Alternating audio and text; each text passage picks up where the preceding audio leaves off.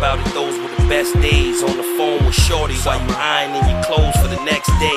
Lunch money turned into pack money. Dudes I was cool with is starting to act funny. Honeys wanna hit, so they starting to scrap for me. Imagine what it's gonna be when I get this. Shout out to the Shake Squad, Naughty Gang. You guys always want me to say Naughty Gang. I say Naughty Gang because I'm from Queens. There's a lot of dreadlock dudes in my neighborhood. They like to be called Naughty Head Dreads. So I say Naughty Head or Naughty Gang. But you guys want to be called the Naughty Gang, whatever you want to say. I'll switch it up for you guys. We got some big top challenge going on right now, so I can't hang out with you guys in the community like I like to. Get as many guys in the intro as possible. But it's all good regardless. If you don't know, the 2K21 soundtrack dropped yesterday. If you want to know what it sounds like, I have the link in the description for you guys. I just realized I'm out here with some fresh 13s that I made a few days ago. I'm not saying the outfit matches perfectly, but I'm just saying, you know, these 13s are kind of fly right here. I wish I had these in real life. Anyway, quick video about slashing, the biggest mistakes slashers make or made this year. I figure you guys kind of like this series. I'm gonna redo this series again for 2K21. The biggest mistakes every build makes with every category in mind. The only one in the series I haven't done is slashing, and it's only because I don't make a whole lot of pure slasher builds or builds that are primarily a slasher. The only build that I have Hall of Fame slashing badges on is my 3-level score.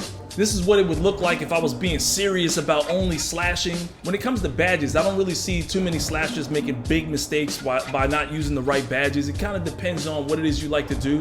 Lob City Finisher is also really good to use if you're playing a lot of comp teams or playing a lot of rec ball and you find yourself missing a lot of lobs. Lob City Finisher just allows you to finish in traffic a lot more. Especially with all the Intimidator badges running around nowadays, you probably want to have Lob City Finisher on at least gold or silver just to make sure you'll finish. Slithery Finisher is another one that I don't see people using enough. I usually have it on gold.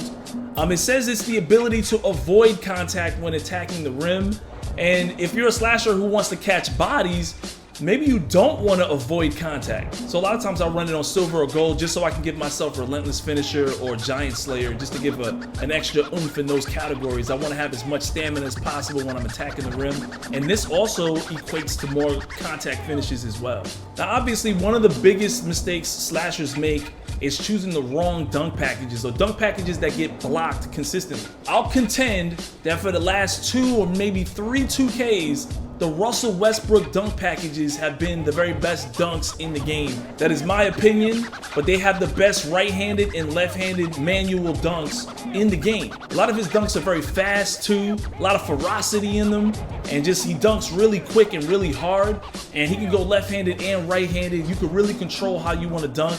You want that to be your #1 dunk package just because it comes up more than the rest of them. The rest of these is just preference. Back scratching rim hangs is not as bad as it used to be. In previous 2Ks, you get blocked all the time using them.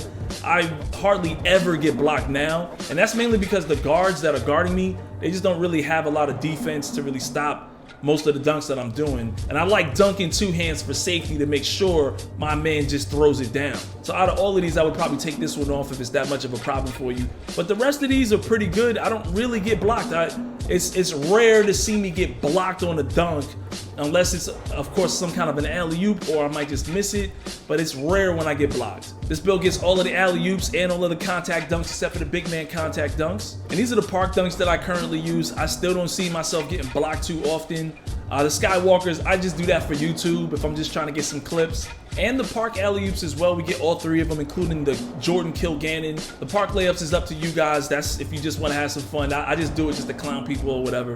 Anyways, the biggest mistakes I see slashers making really pertains to gameplay and strategy. So we're going to dive into some gameplay and discuss the rest there. So this gameplay footage comes from the last time I was playing 2K at the Dunk Fest. That was a while back, so it's been a little minute. And big shout out to my man Jay Easy. I'm wearing his shirt with his logo on it. We're gonna be doing some projects together real soon. I kind of wanted to surprise him with this one. But we talk about the biggest mistakes slashers make. Look at this. That's all my fault. I take full blame. Got my man Jake Domo dunked on. That's part of my initiation process. Letting you guys know if you a center, your life is in my hands if you run with me. So we're gonna dive into this. Shout out to everybody on my community page who responded. I posted this topic on there, and shout out to all my Naughty Gang members and DMs who also had some input on this topic as well. One of the biggest mistakes you can make as a slasher is not running with someone who throws you lobs. I run with Prodigy mainly because he throws me a lot of lobs, and that's one quick way to rep up super fast. You can ISO all day with a slasher, but catching lobs is how you get a lot more rep. And you should try to catch as many as possible. So when you run with some of your friends and you're a slasher and they don't throw you lobs, that's part of the biggest mistakes you can make. I want everybody that's watching this video to tag a friend, link them to this video if they don't throw you enough lobs. Tell them exactly what point to start watching the video at. And right here, Prodigy gets the nasty park move on him and he still lobs it up. That's a real teammate right there. If you're a slasher and you're not catching 2-3 lobs a game, you're running with the wrong people. Now this next one goes with not catching enough lobs, not knowing when to cut to the rim. It's a lot of slashers out there that are constantly cutting to the rim on ISO ballers, and it's like the worst feeling when you're doing an ISO and you're crossing your dude up, and when you go to the rim, your slasher brings his man to the rim with you, and then you potentially get blocked. A good rule of thumb is to kind of just gauge your playmaker. If somebody's ISOing and you see that they're getting locked up at the foul line, and you have the backdoor cut, then you cut. Just don't cut on every possession. Another big mistake I see slashers making, and this is one that I'm guilty of as well, is not using the right stick to get dunks. Now, I mean, all of us make this mistake from time to time. Sometimes you have that feeling that if you just hold X or square, 2K will just reward you with the perfect animation. But in most cases, you have to know when to use your right-handed dunk or your left-handed dunk or two hands for safety. What about the guy that uses flashy dunks while in traffic? I've done that before myself. You gotta know when to do the right type of dunks. You don't want to do flashy dunks in traffic because you'll get blocked. And also, you don't always need takeover to catch a body. Told that man to sit your ass down. You know you ain't supposed to be in the danger zone. Another one is not abusing the pick and roll for shooters. Why do people ISO with pure slashers, knowing the center's just gonna camp the paint, and eventually you're just gonna sit there and get blocked all game? Might as well run that pick and roll, at least try to get your shooter an open shot, and if he's not open, then he could just lob it to you or dump it down for an easy dunk. Now if you're a slasher, you know you're guilty of this, but trying to force a posterizer while in takeover, especially when you have teammates that are wide open. Now I'm guilty of this every now and then as well, but never when the game is on the line. There's far too many times you're running with a slasher in the rec center or on the park too, and he's trying to force a dunk. And it's just like, even if you didn't have takeover, why are you trying to get a dunk on every possession? Especially when you're playing against a center that knows that you can't just dunk on him. And if it's a defensive center, you're just wasting your time. Takeover does not mean you're gonna get a poster every time. Trust me, I know this. I've suffered through it just like you guys have all year.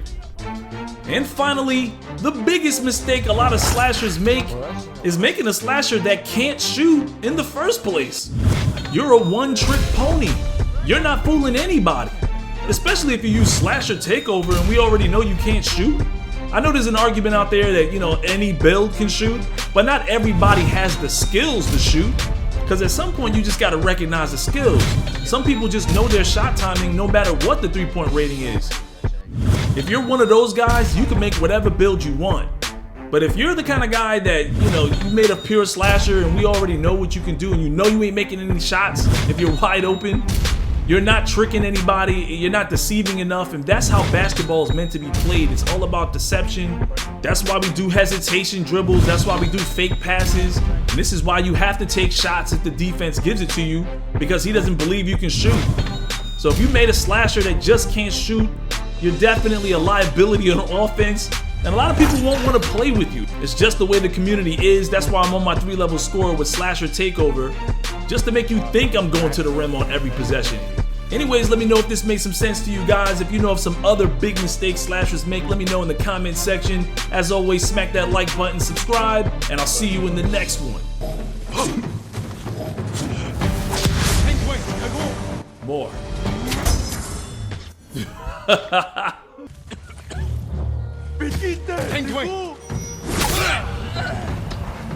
Missing an arm, buddy.